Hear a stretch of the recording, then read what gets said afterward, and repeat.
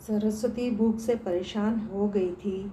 सुबह से मालती ने उनको खाने के लिए कुछ भी नहीं दिया, क्योंकि सुबह नाश्ते में उसने आलू के पराठे बनाए थे और वह भी ख़त्म हो गए थे। इसलिए सरस्वती दोपहर के खाने की राह देख रही थी। पर मालती ने सुबह पेट भर के नाश्ता किया था, इसलिए वो दोपहर का खाना नहीं बनाने वाली थी। अत्यंत भूख से परेशान हो रही सरस्वती मालती के पास गई और बोली, बहू, मुझे बहुत ज़ोरों से भूख लगी है, खाने के लिए कुछ भी दे दे। सरस्वती का कहना सुनकर मालती मुंह टेढ़ा करके बोली, दिन भर आपको सिर्फ भूख लगती रहती है, दूसरा तो कुछ भी काम नहीं रहता आपको। उस टेबल पर चने रखे हैं, वही खाकर पानी पी के सो जाओ। आज दोपहर को मैं मेरी फ्रेंड के साथ बाहर जाने वाली हूँ, इसलिए खाना तो रात को ही बनाऊंगी। यह सुन के सरस्वती का मन उदास हो गया। फिर सरस्वती धीरे से बोली, तू कहे तो मैं खुद के लिए कुछ बना लूँ। मालती गुस्से से बोली, एक व्यक्ति के लिए खाना बनाओगी क्या? सोचकर मालती किचन में गई और उसने फ्रिज में रखे हुए बासी चावल निकाले। अचार के साथ वह चावल एक थाली में परोसकर सरस्वती के आगे रख कर बोली कि खा लो। ऐसा कहकर पर्स लेकर मालती घर के बाहर चली गई। चावल फ्रिज में रखे थे, तभी भी वह खराब हो गए थे, उनसे गंदी बदबू आ रही थी। सरस्वती ने गुस्से से वह चावल डस्टबिन में डाल दिए।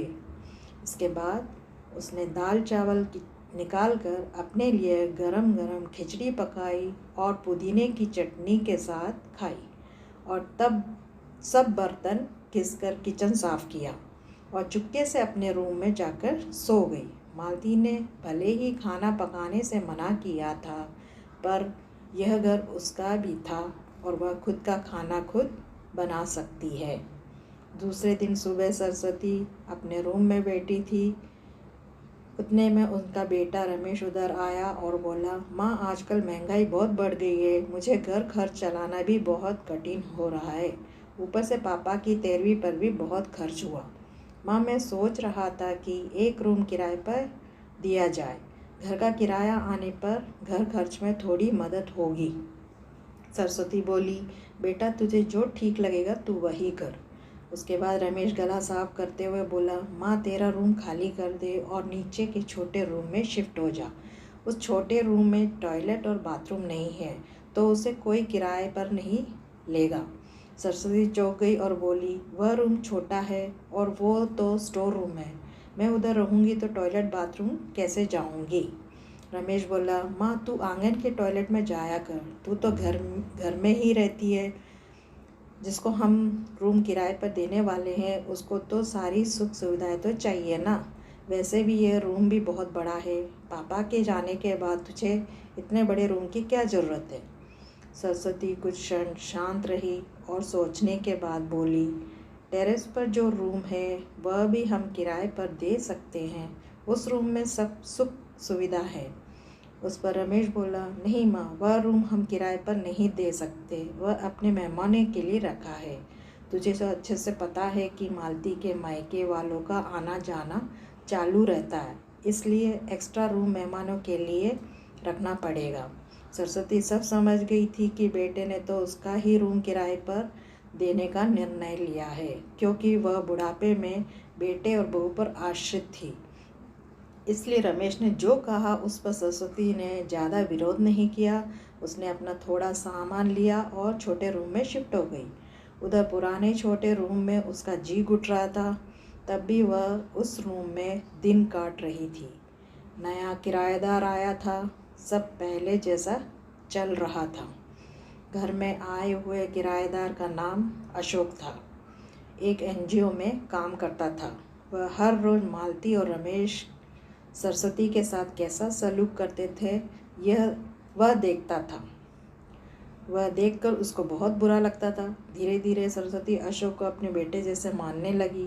अशोक भी आते जाते सरस्वती का हाल चाल पूछा करता था और उनका ख्याल रखता था। रमेश और मालती को सरस्वती से कुछ लेना देना नहीं था। मालती बचा हुआ खाना उसके थाली में रख कर जाती और बेटा तो उसके तरफ देखता भी नहीं था।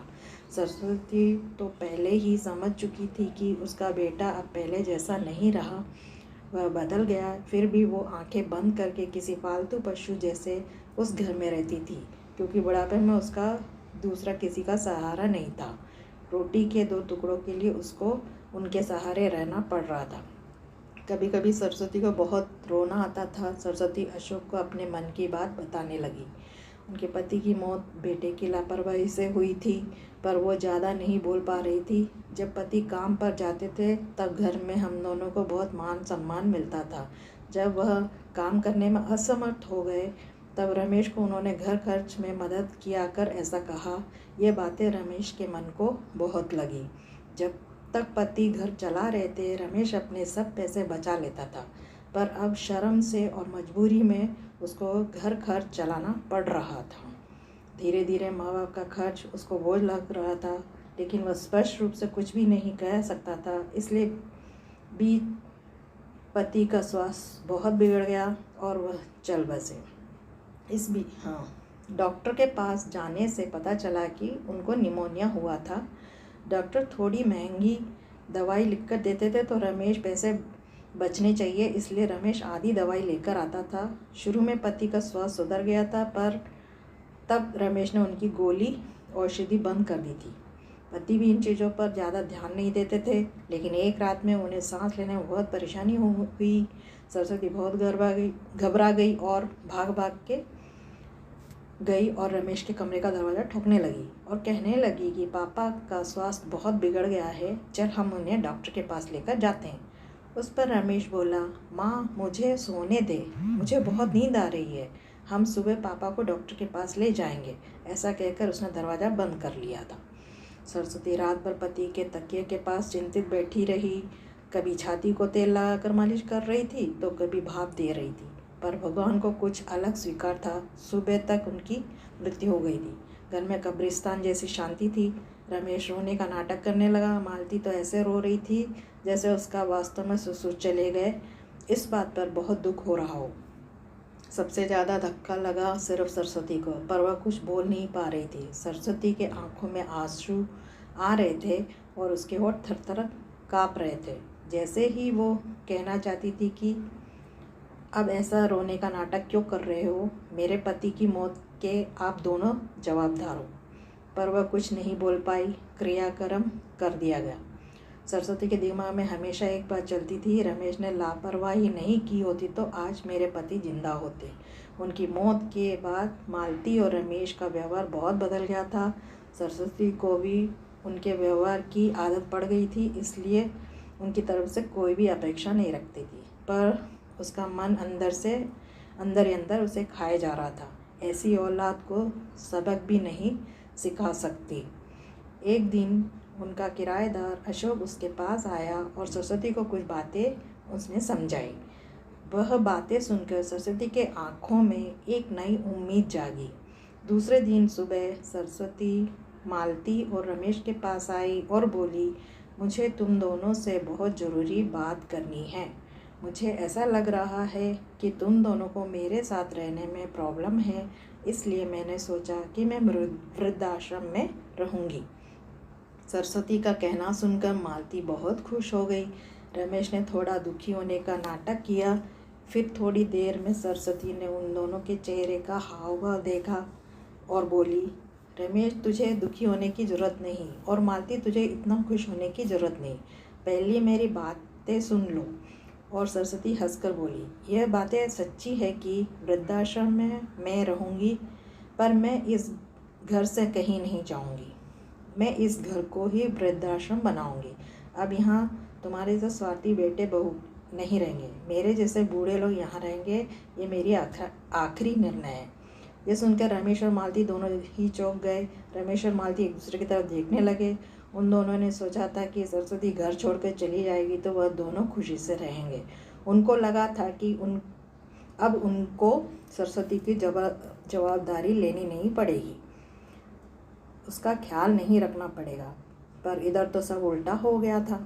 सरस्वती का कहना सुनकर रमेश गुस्से से बोला, माँ तेरा दिमाग तो ठीक है ना, इस घर पर मेरा भी अधिकार है, फिर तू इस घर को कैसे वृद्धाश्रम बना सकती है? तू भूल रहा है बेटा, अभी तक ये घर मेरे नाम पर है। सरस्वती गुस्से से बोली, तुम दोनों मुझे बहुत परेशान किया है, छोटी छोटी बातों पर मेरा अपमान किया है, बीमारी के वक्त मुझ पर ध्यान नहीं दिया, खाने पीने के लिए मुझे बहुत तरस आया, तेरे पिताजी भी मुझे छोड़ के चले गए।